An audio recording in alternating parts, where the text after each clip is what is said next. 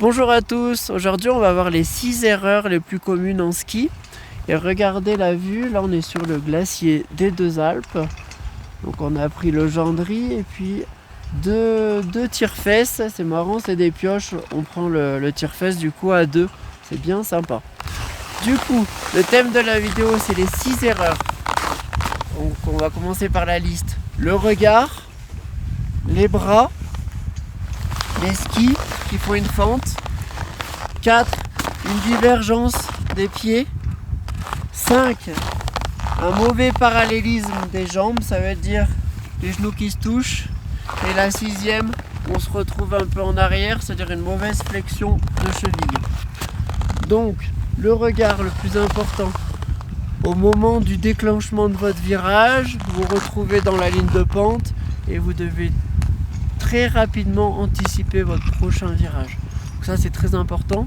Le fait de lever la tête, ça permet de regarder autour de vous, d'assurer votre sécurité. Puis si vous êtes avec d'autres, ça permet d'assurer la sécurité des autres. Les bras, légère flexion du coude, pas les bâtons trop.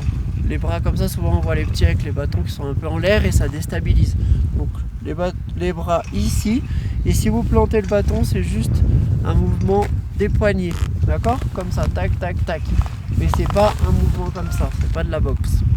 Ensuite, au niveau des skis, donc souvent on voit sur les plats qui sont plutôt faciles, on voit des gens qui sont comme ça là avec leur ski et ils se laissent faire.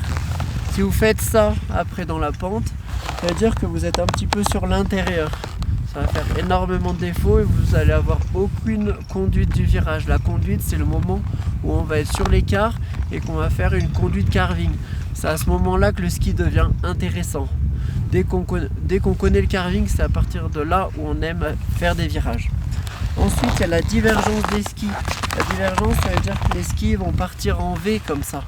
Là, c'est pareil, c'est qu'on a un appui sur la jambe intérieure. Ensuite, une position un peu arrière. Donc si on a une position un petit peu arrière, c'est qu'on a une mauvaise flexion de cheville. Je vous conseille de bien marcher avec vos chaussures. Si vous arrivez à descendre les escaliers de face par exemple, ça veut dire que vous avez une bonne flexion de cheville. Si vous n'arrivez déjà pas à marcher avec vos chaussures de ski, vous n'arriverez pas à skier. Donc une bonne flexion de cheville, parce que forcément le genou il vous ramène un petit peu en arrière et il vous assoit. Si vous êtes en arrière, vous ne contrôlez pas l'avant du ski. Dernier, mauvais parallélisme des jambes. Souvent, la jambe du haut, on a du mal à la pousser comme ça. Donc les genoux, ils vont venir se toucher. Ça veut dire que les skis n'auront pas le même angle de prise de quart. Ça ne fonctionnera pas. Il faut se dire que la jambe du haut, on essaye de la pousser vers le haut. Donc la jambe amont, on pousse vers la montagne. Pour avoir toujours ce mouvement-là. Si on veut pouvoir faire ce mouvement-là, il faut être fléchi. Si on est debout, je peux rien faire. Là, je peux pousser mes genoux. Pour s'entraîner, on peut apprendre à marcher sur le côté. D'accord? Je reprends. La tête, anticipée.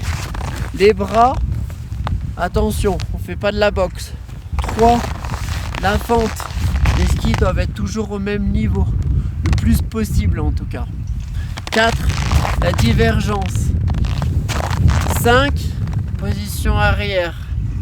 Et 6, les jambes qui ne sont pas parallèles. Ici, faut le voir.